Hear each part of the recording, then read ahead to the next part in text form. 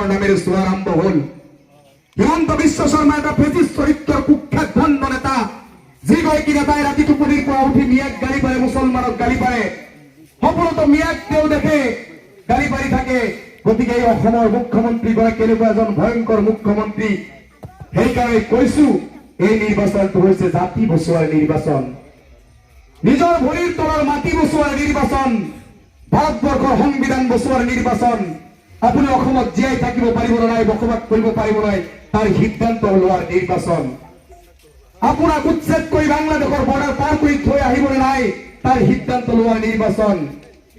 অসমখন বচোৱাৰ নিৰ্বাচন, সংবিধানখন বচোৱাৰ নিৰ্বাচন, সমন্বয়ৰ বৰ এখন গঢ়া সপোন লৈ আমি নিৰ্বাচনত অৱতীৰ্ণ হৈছো।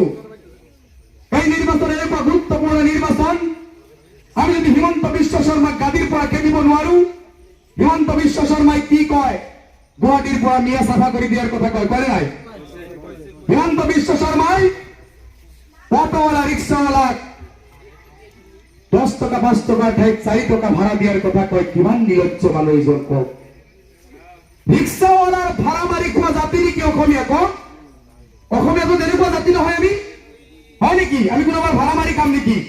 কেনেকুৱা নিকৃষ্ট মানসিকতা হ'ব লাগিব যে ৰিক্সাৱালা ভাড়া মাৰি খোৱাৰ কথা উপদেশ দিয়া এজন মুখ্যমন্ত্ৰী হিচাপে নিলজ্জ কুখ্যাত এগৰাকী ভণ্ড, এগৰাকী কুখ্যাত নেতা হৈছে হিমন্ত বিশ্ব শৰ্মা।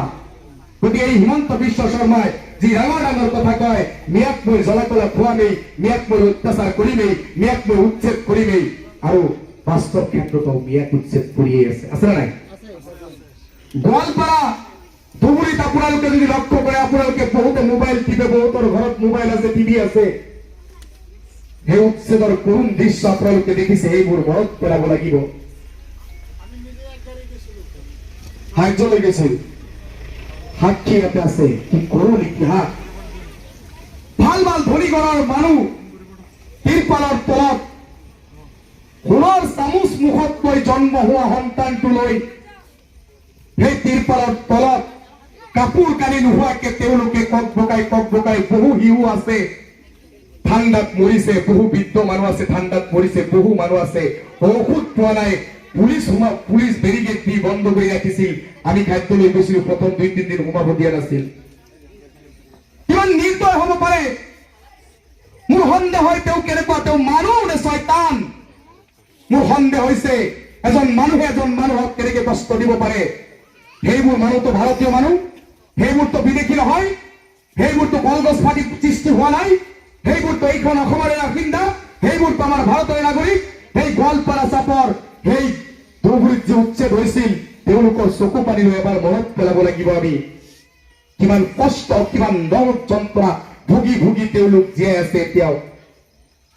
গতিকে এই বিজেপি চৰকাৰে সদায় আমাক অত্যাচাৰ কৰি আহিছে।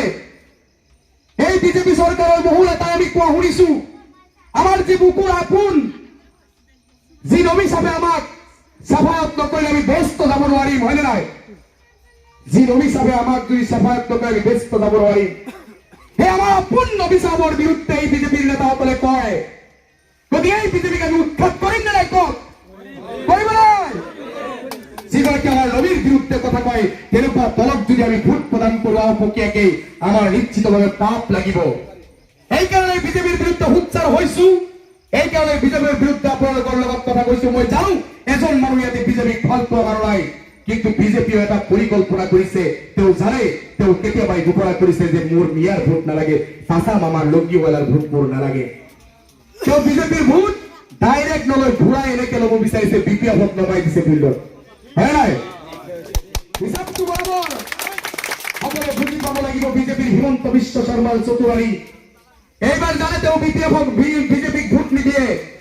আৰু এই বিপিএফ কিমান ধুৰন্তৰ, মই বিপিএফক ইমান বেয়াকে কব খোজা নাছিলো, কিন্তু বিপিএফৰ মুছলমান ভাই যদি কোনোবাই আছে, আপোনালোকে হাগ্গামা মৰে, আপোনালোক যদি সঁচা উচিত বিপিএফৰ যোগ্য নেতা হয়, হাগ্গামত প্ৰশ্ন কৰক, আপুনি ভোট কি কৰি লৈছিল মিয়া সমাজৰ পৰা?